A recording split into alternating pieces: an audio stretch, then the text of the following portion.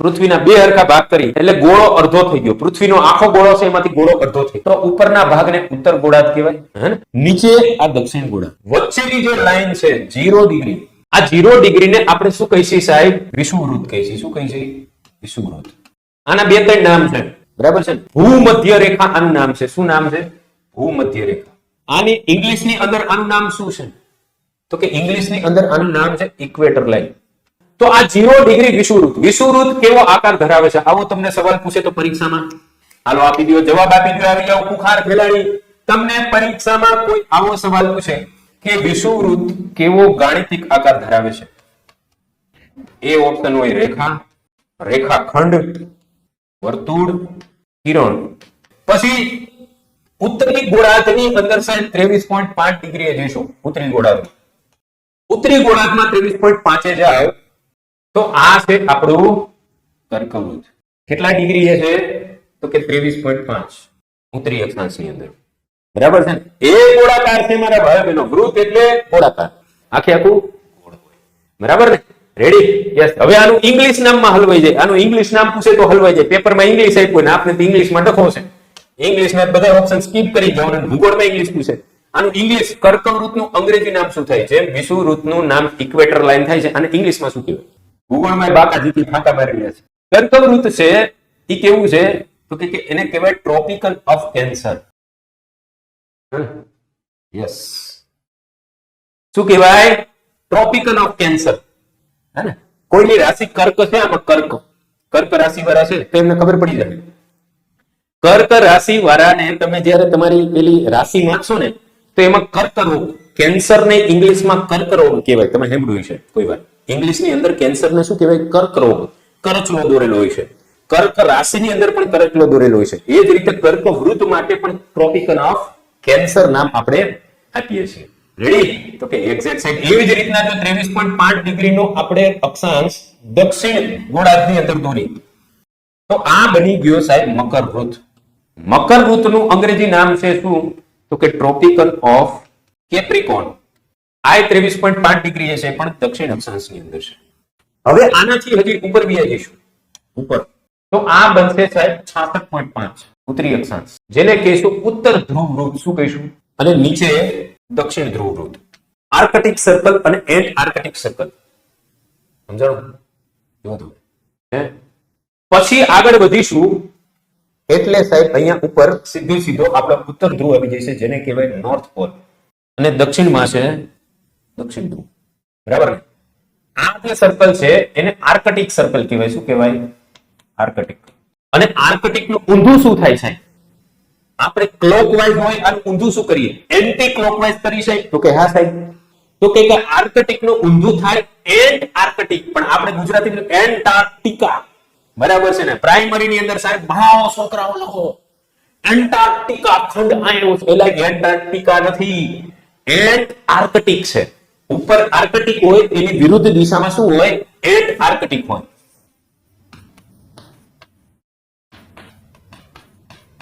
બરાબર ને? Yes. Antarctica કરી નાખીએ આપણે. Ant Arctic. યસ. તો આ જે વિસ્તાર છે સાહેબ, આ ધ્રુવોની નજીકનો જે પટ્ટો છે એ પટ્ટો બહુ ભયંકર છે. નકરો બરફ હોય સાહેબ. અને આની અંદર જો કોઈ દેશ આવેલા હોય ને, આની અંદર આ પટ્ટાની અંદર કોઈ દેશ હોય ને, આ પટ્ટાની અંદર જે કોઈ દેશ અને આ પટ્ટાની અંદર અહીંયા 6 મહિના રાત ને 6 મહિના દિવસ હોય. શું કામ હોય એવું ઇન ફ્યુચરમાં આપણે કોઈ પ્રશ્ન આવે તો ભણીશું, બરાબર? 6 મહિના રાત 6 મહિના દિવસ હોય કે નહીં? તો કે એક્ઝેક્ટ સાહેબ ઉત્તરની અંદર અને દક્ષિણની અંદર બે જગ્યાએ, દક્ષિણ ધ્રુવ ઉત્તર ધ્રુવ પાસે 6 મહિના રાત 6 મહિના દિવસ. હવે જોજો વિષુવવૃત્તનો પટ્ટો છે, આજુબાજુનો પટ્ટો. આ બાજુ તમે ઉત્તરી અંદર તમે આ બધા અક્ષાંશોની ગણતરી કરશો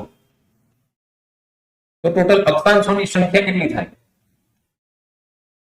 તો ઉત્તરની અંદર 90 અક્ષાંશ છે, વિષુવવૃત્તની નીચે 90 અક્ષાંશ છે.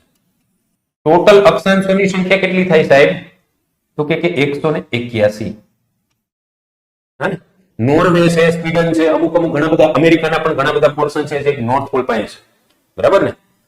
181 છે. જો તમને વાસ્તવિક પૂછે વાસ્તવિક અક્ષાંશોની સંખ્યા કેટલી છે, તો આ બંને અક્ષાંશ ન કહેવાય. આ ઉત્તર ધ્રુવ અને દક્ષિણ ધ્રુવ નીકળી જાય આમાંથી, તો 179 છે એ વાસ્તવિક અક્ષાંશ કહેવાય.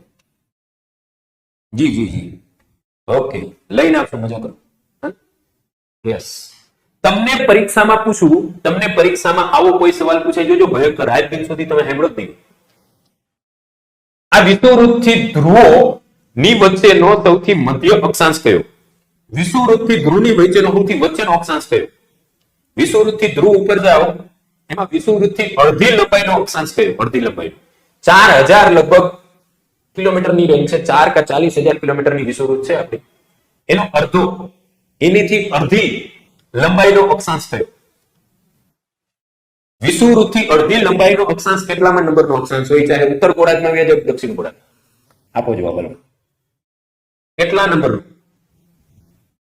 કેટલામાં નંબરનો અક્ષાંશ વિષુવવૃત્તથી અડધી લંબાઈનો હોય? આવું પરીક્ષામાં પૂછે તો હલવાઈ જાય કે નહીં મારા ભાઈ બહેનો? કોઈને ખબર છે? નહીં મને. તો એ 45 નો કરાય, અમુક શું કરે ખબર છે? અમુક એવું કરે કે સાહેબ 0 થી 90 ની વચ્ચે એનો 45 હોય ઠપકારો, બરાબર ને? 45 પેલા જ ઓપ્શનમાં આવ્યો. 60 ડિગ્રીનો અક્ષાંશ છે એ મધ્ય અક્ષાંશ છે, અડધી લંબાઈનો અક્ષાંશ છે વિષુવવૃત્તિ. યાદ રાખજો, 60 ડિગ્રી. કેટલા ડિગ્રી? 60 ડિગ્રીનો અક્ષાંશ છે એ વિષુવવૃત્તથી અડધી લંબાઈનો છે. આજા ગગડી જાય ને ભાઈ, એવી વાત છે. 60 તો તમે કોઈ કાળે ન કરો, હે ને? Yes, complete. ઓકે ઓકે, સરસ. તો આવી રીતના અક્ષાંશોની માહિતી છે. એમ જ સાહેબ રેખાંશ, અક્ષાંશ છે ને કોઈ પણ વસ્તુનું સ્થળ નક્કી કરવા માટે. હજી આપને તમને ખબર પડે, જો આ આખો વિષુવવૃત્તની આજુબાજુનો પટ્ટો છે, એટલે આ પટ્ટો છે કેવો હોય? એ ગરમી ભયંકર હોય. કેવી ગરમી હોય? ભયંકર ગરમી હોય. ગરમી ભયંકર હોય એટલે આને આપણે કઈ કેવું કટિબદ્ધ કહેવાય? તો કે ઉષ્ણ કટિબદ્ધ કહેવાય. ગરમી વિષુવવૃત્તની આ બાજુ કર્કવૃત્ત સુધી અને આ બાજુ મકરવૃત્ત સુધી ભયંકર ગરમી પડે એટલે એને ઉષ્ણ કટિબદ્ધ કહેવાય છે, બરાબર? પછી તમે ધ્રુવો પાસે જાઓ, ધ્રુવો પાસે તો અહીંયા ઠંડી ભયંકર પડે. ઠંડી પડે તો એને શીત કટિબદ્ધ કહેવાય. કહેવાય કે નહીં? અહીંયા દક્ષિણની અંદર ધ્રુવ પાસે ઠંડી ભયંકર પડે. ઠંડી એટલે શીત કટિબદ્ધ. કટિબદ્ધ એટલે ભૂગોળની ભાષામાં કોઈ વિસ્તારને ભૌગોલિક ભાષામાં કટિબદ્ધ કહેવાય, બરાબર? યસ.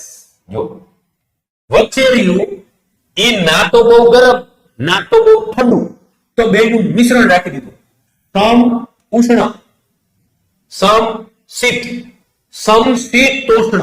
આની સંધિ તમે છૂટી પાડો તો સમ ઉષ્ણ અને સમશીત થાય, બરાબર?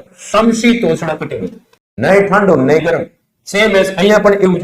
જો વચ્ચે જાણું તમને, એટલે આવા નામ રાખેલા છે. આપણે આને ગોખી ઊંધા પડી જાય છે, બરાબર? ગોખી મરી ગયા બાપુજી, આવું બધું જોવું અમને આવડે છે.